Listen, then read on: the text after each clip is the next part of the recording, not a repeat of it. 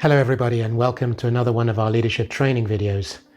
Now by now I hope you know that in these leadership training videos what I do is I take you through over a few minutes some of the thoughts and ideas that I wish to share with you in terms of your leadership journey to help you to become a more effective leader, perhaps be more successful in some of those challenges that you have, understand the leadership traits, the qualities and the skills that you need to be even more successful than you are today. Now, if you're on your journey at the very beginning, that's okay as well. At least you learn and understand some of the things that help you to become a more successful leader.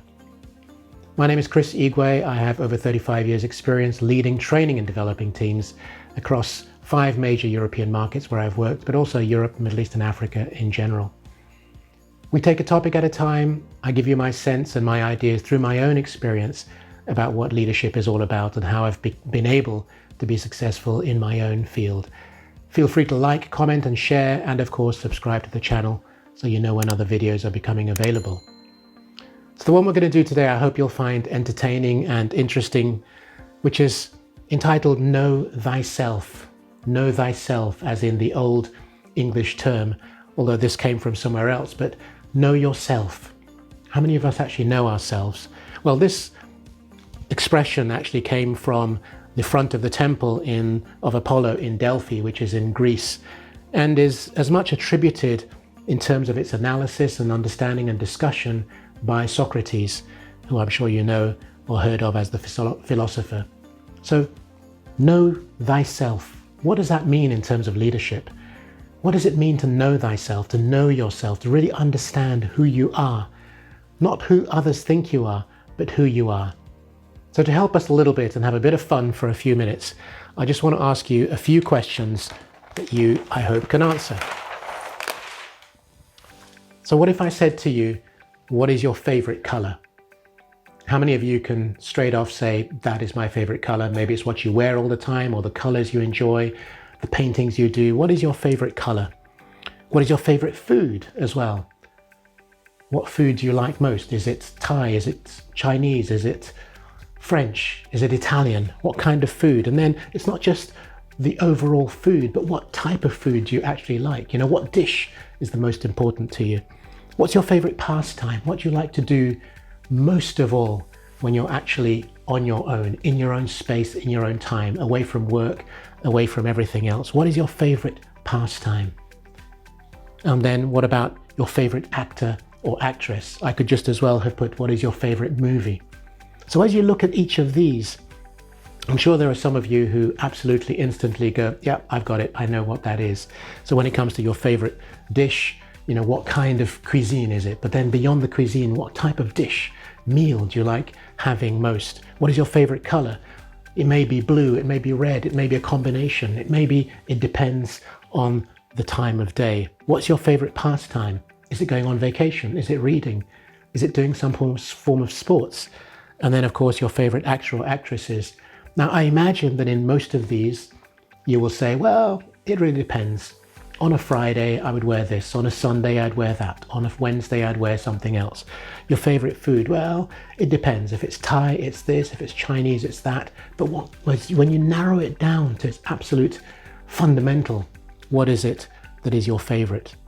If I take food, for example, just as a fun example in my own life, when we were working on a project in Strasbourg together, we had a friend. My wife and I were the only ones on the expatriate status. The others had forgotten to negotiate their deal, so they were all basically on their own, 3 guys. And we would take them out, well, we'd all go out together on a Friday evening. And every single Friday that we went out, this guy by the name of Peter, we'd get to the dinner table, we'd look at the menu. He'd go through the menu, different restaurants. He'd struggle with what food he really wanted to eat. He was challenged. Should I have steak tonight? Should I have this sort of meat? Should I have that type of fish? Whatever. In the end, amazingly, every single time it came down to salmon. He always picked salmon, but he struggled to get out of this desire to only have salmon. Does any of this resonate with you? And you saying, well, I'm not too sure, you know, on such and such a day, a week, whatever. Those are the challenges that you will have in life, but you'll have in leadership as well. And that's why it's fundamentally important to have some fun with these and have some other questions as well that you might ask. But what is it? that you need to know about yourself. So if we go back to Socrates, essentially what he was saying is the idea of knowing oneself is knowing these aspects of yourself as an individual. Because as a leader, you need to know what you're prepared to tolerate and not tolerate, what you will do and what you won't do, where you'll go and where you won't go. These are decisive decisions, choices that you have to make. So knowing one's own character, what is your character? And we could spend a whole few minutes on talking about character and unraveling and unwrapping what that is. But do you know what your character is? Your behavior, how you act and react in different situations. What are the limitations that you have, both on yourself in terms of your skill, knowledge and insight, but also in terms of other people? What are the limitations that you place on yourself? What are the limitations that others place on you? And then what is your moral compass, which is incredibly important. This is probably the strongest link, along with character, no doubt, to knowing yourself. What is your moral compass? What is true north for you? And that true north meaning that is your star, that is your alignment, that is what you will be focused on, and you will not deviate from that. Do you know what that is? And do you know the boundaries within which these limitations might occur as you have that moral compass, not just between good and bad, but between what you are pursuing as your own life? Because as I said, at the end of the day, it really boils down to making the right decisions at the right time for the right reasons, and eventually with the right people. That is leadership. And that is a fundamental component of what we need to do when we work on knowing one's own self. So important. But then it also breaks down into these things, these self elements. Because knowing yourself is one thing. It talks about know thyself, self, me, myself. It's about self-knowledge. Self-knowledge, knowing who you are and what you are. It is about being self-aware. Aware means what's going on around you and how you interact with those people, those situations and those spaces around which you operate. And then the final one, which is maybe a little bit more difficult to understand, but it's self-actualization. In other words, where do you want to be in terms of, a more holistic approach, if you like? And I bring this back to Maslow's hierarchy of dreams, which I've talked about in previous videos, where Maslow basically talked about this hierarchy of needs that we have as we grow.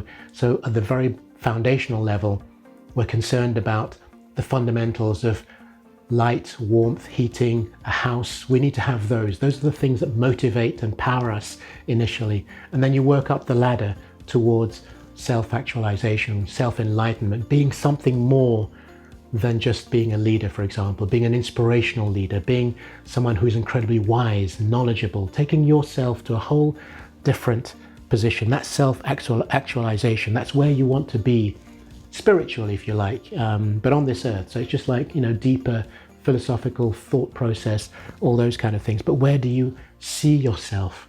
And this is so important for us as leaders, because it's our vision of ourselves. So our knowledge of who we are, our awareness of what's around us and how we interface with that, and where we want to be at a much higher level.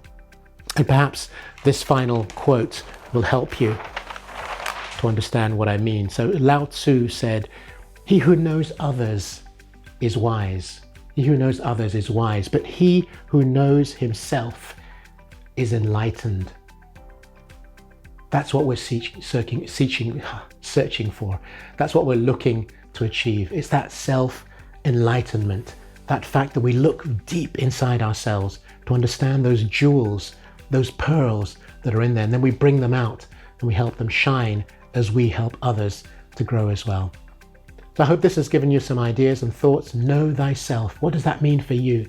What do you know about yourself today? And where do you want to be in terms of that enlightenment, that growth, that path that you want to achieve in terms of your success? So I hope that you will journey to find yourself, understand who you are, how that relates to your environment, and of course the people around you. So please feel free to like, share and comment. I hope it resonated with you.